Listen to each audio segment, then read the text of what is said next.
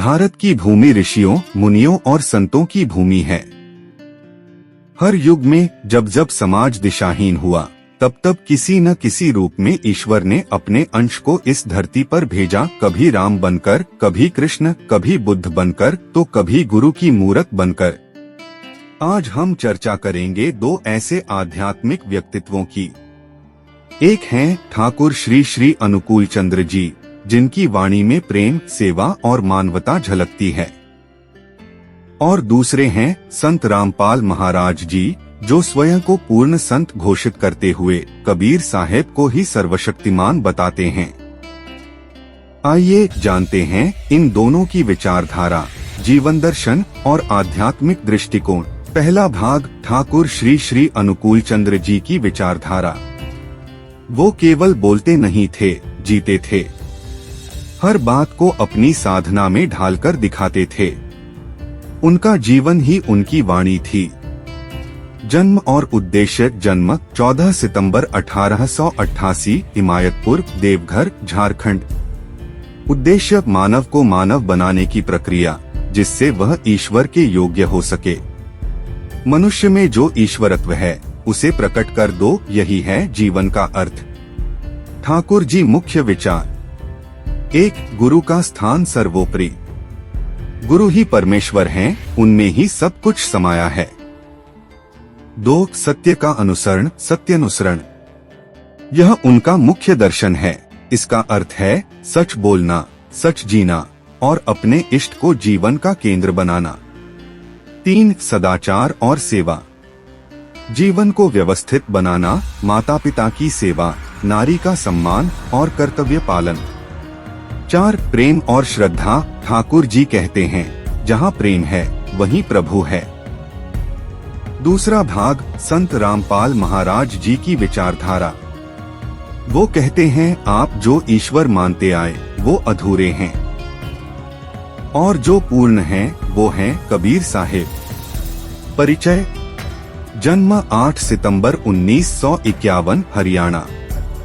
पूर्व में आर्य समाज से जुड़े थे, बाद में कबीर पंथ में दीक्षा ली। आज स्वयं को पूर्ण सतगुरु घोषित करते हैं। मुख्य सिद्धांत। 1. कबीर ही परमेश्वर हैं। वे वेद, गीता, बाइबल, कुरान से प्रमाण देकर कहते हैं कि सृष्टिकर्ता कबीर हैं। 2. तीनों देवों की सीमा। ब्रह्मा, विष्णु, महेश को अधूरा ज्ञान वाला मानते हैं। 3. नाम दीक्षा से मोक्ष। रामपाल जी मानते हैं कि केवल उनके दिए हुए गुप्त मंत्र से ही मोक्ष संभव है। 4. पाखंड का विरोध। मूर्ति पूजा, तर्पण, व्रत, कावड़ यात्रा जैसी परंपराओं को झूठा धार्मिक ढोंग मानते हैं। तीसरा भाग, दोनों की तुलना, विचार और दृष्टिकोण में अंतर। 2 मार्ग, 2 स्वरूप, पर उद्देश्य एक, आत्मा का कल्याण। लेकिन राहें अलग हैं। विषय। ठाकुर अनुकूल चंद्र जी, संत रामपाल महाराज। गुरु की परिभाषा। गुरु में ईश्वर का वास। स्वयं को पूर्ण संत बताते हैं। ईश्वर कौन? निर्गुण और सगुण दोनों को स्वीकार। कबीर साहेब को ही पूर्ण परमात्मा मानते हैं। साधना का तरीका। प्रेम, सेवा, भक्ति, त्याग। केवल नाम दीक्षा और नियम पालन। अन्य धर्मों का दृष्टिकोण।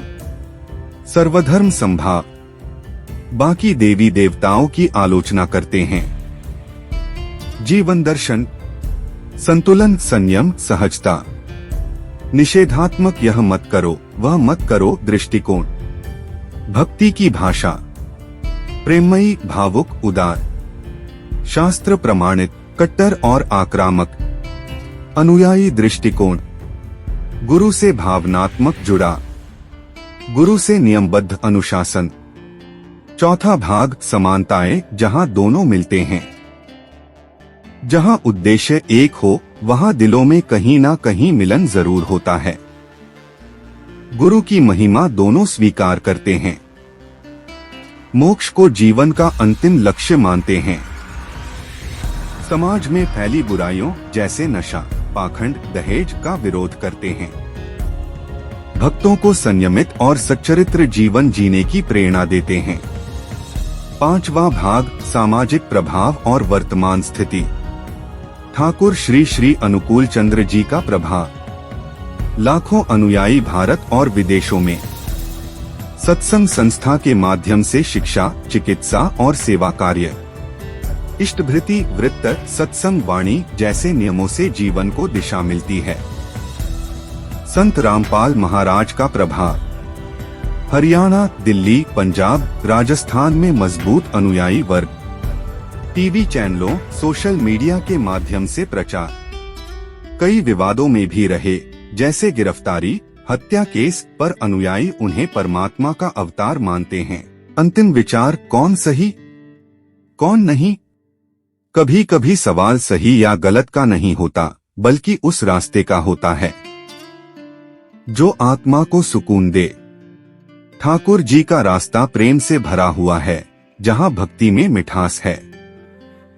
रामपाल जी का मार्ग अनुशासन से भरा है, जहां नियमों की सख्ती है। अगर कोई प्रेम, सेवा, विनम्रता और सहजता से भक्ति करना चाहता है, तो ठाकुर जी का मार्ग उसे दिव्यता देगा।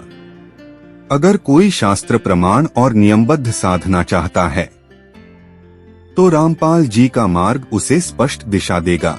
लेकिन सच्ची बात यह है कि ईश्वर तक पहुंचने के मार्ग अनेक हैं, पर जिस मार्ग पर प्रेम है, सेवा है और गुरु के प्रति समर्पण है, वही सच्चा है।